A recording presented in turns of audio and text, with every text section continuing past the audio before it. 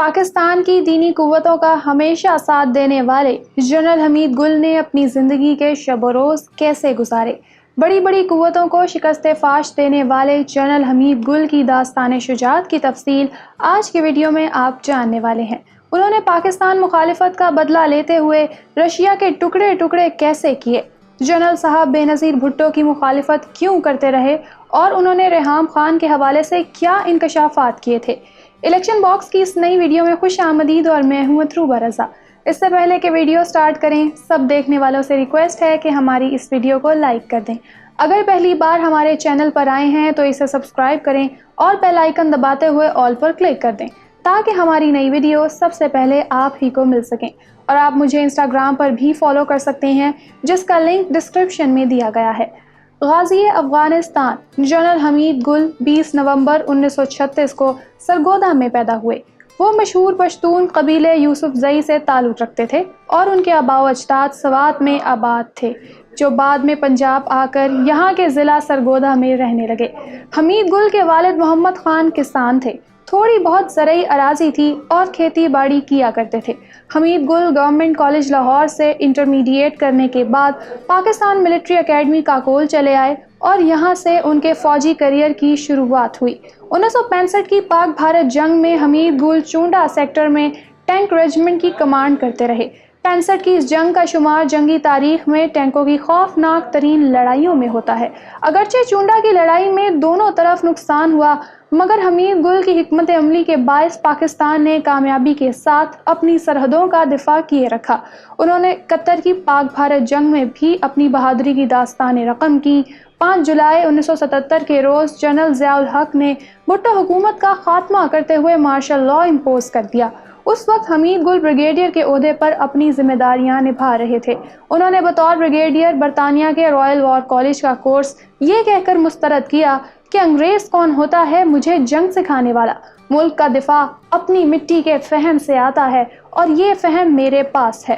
حمید گل کی فوجی صدر جنرل ضیاء الحق کے ساتھ انڈرسٹینڈنگ تھی کیونکہ دونوں کا تعلق آرمڈ کور سے تھا۔ 1980 میں میجر جنرل حمید گل کو ملتان میں آرم ڈویژن کا کمانڈر مقرر کیا گیا۔ یاد رہے کہ آرمی چیف بننے سے پہلے جنرل ضیاء الحق بھی اسی کور کے کمانڈنٹ رہ چکے تھے۔ جنرل حمید گل نے فوجی سروس کے دوران کبھی گارڈز نہیں رکھے تھے۔ بطور کور کمانڈر پہلی بار جب راولپنڈی آئے اور 10 کور کی سیکیورٹی ٹیم نے ایئرپورٹ پر حصار میں لیا تو اس ٹیم کو یہ کہہ کر چلتا کر دیا، تمہیں تمہاری ماں نے وطن کے دفاع کے لیے جنا ہے، حمید گل کے دفاع کے لیے نہیں۔ کچھ عرصے بعد حمید گل کو پاکستان ملٹری انٹیلیجنس کی قیادت سونپ دی گئی۔ کہا جاتا ہے کہ اس دور میں جنرل حمید گل نے جنرل اختر عبد الرحمان اور جنرل آصف نواز جنجوعہ کے ساتھ مل کر روس کو توڑنے کا پلان بنایا اور دیوار پر لگے رشین فیڈریشن کے نقشے پر ریڈ پین سے لکیریں کھینچی اور بتایا کہ رشیا اس طرح سے ٹوٹے گا۔ تاریخ شاہد ہے کہ روس بالکل اسی طرح ٹوٹا۔ وہ نقشہ آج بھی پاکستان آرمی کے پاس محفوظ ہے، جسے نئے آفیسرز کی ٹریننگ اور ان کا مورال بلند کرنے کے لیے استعمال کیا جاتا ہے۔ افغان جہاد کے دنوں میں روس کے خلاف پاک آرمی کے جوان بھی مجاہدین کے شانہ بشانہ لڑتے رہے۔ پاک آرمی کے ہیلی کاپٹرز توپوں کو رات کے اندھیرے میں اٹھا کر افغانستان لے جاتے، جو رات بھر روسی افواج پر بمباری کرتے اور صبح ہونے سے پہلے ان توپوں کو واپس پاکستان لے آتے۔ تاریخ میں یہ درج ہے کہ یہ پاکستان اور روس کے درمیان جنگ تھی جسے افغانستان کی سرزمین پر لڑا گیا، اور پھر چشم فلک نے وہ نظارہ بھی دیکھا کہ ایک سپر پاور کس طرح سے حصے بکھرے ہو گئی۔ دوستو، ہم سب جانتے ہیں کہ روس نے مشرقی پاکستان کو توڑنے میں بھارت کی مدد کی تھی۔ روس اور بھارت کا دفاعی معاہدہ تھا۔ جنگ کے دوران روس کی ایٹمی گن نے پاکستان کے سمندروں کا محاصرہ کیے رکھا اور پاکستان کی بحریہ کو مفلوج کیا تھا۔ حمید گل نے بہترین منصوبہ بندی کرتے ہوئے افغانستان میں روس سے پاکستان توڑنے کا بدلہ لے لیا، اور یوں مسلمانوں کی 6 آزاد ریاستیں Kazakhstan, Kyrgyzstan, Uzbekistan, Turkmenistan, Azerbaijan اور تاجکستان دنیا کے نقشے پر ابھریں۔ تاریخ میں درج رہے گا کہ جنرل حمید گل کی وار اسٹریٹجی اور جہاد کی برکت سے روس کی غلامی سے مشرقی یورپ کی بیشتر مظلوم ریاستیں بھی آزاد ہوئیں۔ روس جس ریاست میں داخل ہوتا ہے واپس نہیں نکلتا۔ دنیا میں پھیلائے گئے اس جھوٹے سلوگن کا خاتمہ ہوا کیونکہ وہ ذلیل ہو کر افغانستان سے نکالا گیا تھا۔ مارچ 1987 میں جنرل اختر عبدالرحمان کو 8 برس تک ISI کی سربراہی کے بعد chairman joint chief of staff committee بنا دیا گیا تو ان کے متبادل کے طور پر جنرل حمید گل کو سامنے لایا گیا اور انہیں ISI کا ڈائریکٹر جنرل مقرر کر دیا گیا۔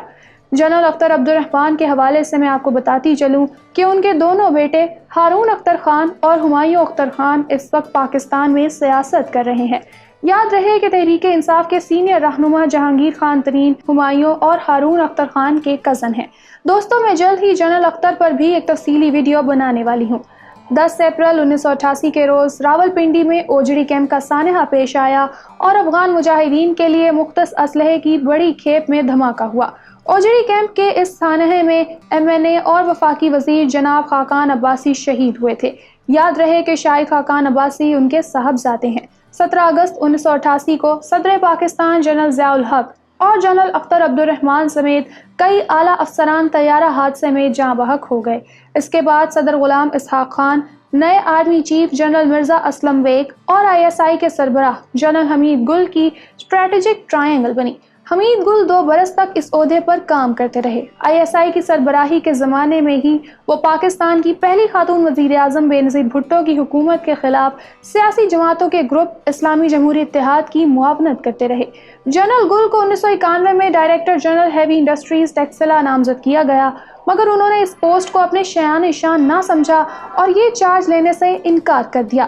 تب انہوں نے کہا تھا کہ میں فوج میں ٹینک بنانے کے لیے نہیں، چلانے کے لیے آیا ہوں، میں کسی فیکٹری کا مینیجر نہیں، فوجی ہوں۔ اور پھر صدر غلام اسحاق خان کے سمجھانے کے باوجود وقت سے قبل ریٹائرمنٹ قبول کر لی۔ کہا جاتا ہے کہ اگر جنرل حمید گل وقت سے قبل ریٹائرمنٹ نہ لیتے تو سینیورٹی بیسس پر 1-2 ٹرم کے بعد وہ چیف آف آرمی سٹاف بن جاتے۔ جنرل صاحب عام سروسز سے تو ریٹائر ہوئے لیکن سروسز مرتے دم تک دیتے رہے۔ ہندوستان ٹائمز نے یہ خبر لگائی تھی کہ جنرل حمید گل ریٹائرمنٹ کے بعد بھی بھارت کے لیے حاضر سروس دشمن ثابت ہوئے۔ اپنی ریٹائرمنٹ کے بعد جنرل حمید گل نے ایک مصروف زندگی گزاری۔ وہ ملی یکجہتی کونسل کے زیر اہتمام پروگراموں میں بھی شرکت کرتے اور اتحاد امت کے لیے آواز بلند کرتے نظر آتے۔ ان کا ایک تعارف دفاعی تجزیہ نگار کے طور پر بھی تھا۔ پاکستانی پرنٹ اور الیکٹرانک میڈیا بھی آپ کے قدردان تھے۔ اکثر اوقات ان کے تجزیہ اخبارات کی زینت بنتے۔ جنرل حمید گل کے مطابق 9/11 واقعہ یہودیوں کی مسلمانوں کے خلاف سازش تھا۔ امریکہ کے بارے میں کہتے تھے کہ امریکہ نے افغان طالبان کا بہانہ بنا کر پاکستان کو نشانہ بنانا ہے۔ حمید گل فوجی صدر جنرل پرویز مشرف کے کھلے مخالف تھے، جس کا اندازہ آپ یوں لگا لیں کہ ایک موقع پر جنرل مشرف نے چڑھ کر انہیں ریٹائرڈ سوڈو دانشور کہہ ڈالا۔ وہ عدلیہ بحالی تحریک میں بھی شامل رہے۔ اکتوبر 2007 میں جب بے نظیر بھٹو نے اپنی 9 سالہ جلاوطنی کے بعد پاکستان آنے کا اعلان کیا تو انہوں نے جنرل مشرف کو خط میں خبردار کیا تھا کہ اگر پاکستان میں میرے ساتھ کچھ بھی ہوتا ہے تو فلاں فلاں ذمہ دار ہوں گے۔ بے نظیر بھٹو کی اس لسٹ میں جنرل حمید گل کا نام بھی شامل تھا۔ یہی وجہ تھی کہ بے نظیر بھٹو کی شہادت کے بعد آصف علی زرداری نے امریکی جریدے کو دیے گئے انٹرویو میں کہا تھا کہ حمید گل دہشت گردوں کے سیاسی گرو ہیں۔ زرداری دور حکومت میں جنرل حمید گل دفاع پاکستان کونسل کے جلسوں میں سب سے آگے نظر آتے تھے۔ یہاں میں آپ کو بتاتی چلوں کہ دفاع پاکستان کونسل میں شیخ رشید، اعجاز الحق، مولانا لدھیانوی سمیت کئی دینی، سیاسی اور سماجی تنظیمیں شامل تھیں۔ انہوں نے تحریک نوجوانان پاکستان کی بنیاد رکھی، جس کی سربراہی آج کل ان کے صاحبزادے عبداللہ حمید گل کر رہے ہیں۔ جنرل حمید گل نے تحریک اتحاد کے نام سے ایک سیاسی جماعت بھی بنائی تھی، مگر یہ جماعت الیکشن کمیشن کے پاس رجسٹرڈ نہیں۔ 15 اگست جس دن بھارت میں یوم آزادی منایا جا رہا تھا، جبکہ کشمیری حریت پسند یوم سیاہ منا رہے تھے، 2015 میں اسی روز جنرل ریٹائرڈ حمید گل برین ہیمریج کے باعث 79 برس کی عمر میں اپنے خالق حقیقی سے جا ملے۔ ان کی وفات پر پاکستانی لبرل حلقوں اور موم بتی مافیا کا کہنا تھا کہ حمید گل مرے نہیں ہیں بلکہ وہ کئی جہادی تنظیموں کے روپ میں زندہ رہیں گے۔ تب انڈین ایکسپریس نے ایک خبر لگائی تھی کہ جنرل حمید گل اکھنڈ بھارت کے راستے میں سب سے بڑی رکاوٹ تھے۔ بھارتی صحافی گوتم شرما نے لکھا کہ حمید گل انتہائی بے خوف انسان تھا، جنہوں نے بھارت کے ساتھ ساتھ امریکہ کی مخالفت بھی مول لی، لیکن اپنے موقف سے پیچھے نہیں ہٹے۔ جنرل حمید گل نے افغانستان میں روسیوں کے خلاف ایک مضبوط مزاحمتی دیوار کھڑی کر دی تو دوسری جانب کشمیر اور بھارتی پنجاب میں علیحدگی کی تحریکیں کھڑی کرنے کی کوششوں کا بھی آغاز ہوا، جو ان کا ایک اہم قدم تھا۔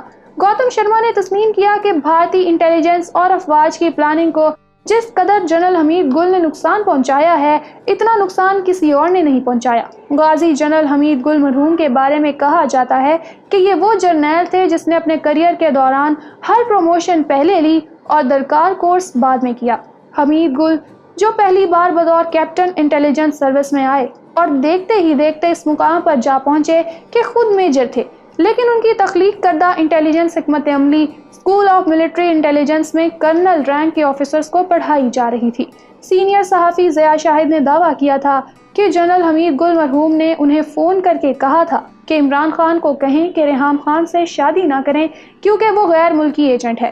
کون جانتا تھا کہ غریب گھرانے کے ایک کچے کمرے میں پیدا ہونے والا یہ بچہ ایک خاص مقصد کے لیے دنیا میں آیا ہے اور دنیا کی بڑی بڑی طاقتوں کا غرور خاک میں ملا دے گا۔ جنرل حمید گل میں اسلام اور پاکستان سے محبت کوٹ کوٹ کے بھری تھی۔ وہ بھارت اور امریکہ کی پاکستان دشمن پالیسیوں کے خلاف کھل کر بولتے۔ پاکستان سے محبت جنرل صاحب کا وہ اثاثہ تھا جسے وہ کسی صورت گنوانے کے لیے تیار نہ تھے اور فوج سے ریٹائر ہونے کے باوجود اپنی محبت کا اظہار کرتے رہتے تھے۔ میں امید کرتی ہوں کہ آج کی ویڈیو آپ کو پسند آئی ہوگی۔ اگر آپ یہ افواج پاکستان کے سابق سپہ سالار جنرل راحیل شریف کی بایوگرافی جاننا چاہتے ہیں تو یہاں اوپر کلک کریں۔ جنرل نیازی کو جاننے کے لیے یہاں نیچے، شیخ مجیب الرحمان کی بایوگرافی کے لیے ادھر کلک کریں۔ ویڈیو کو لائک اور شیئر کریں، الیکشن باکس لازمی سبسکرائب کر لیں اور ہماری ویڈیوز دیکھتے رہیں۔ اللہ حافظ و ناصر۔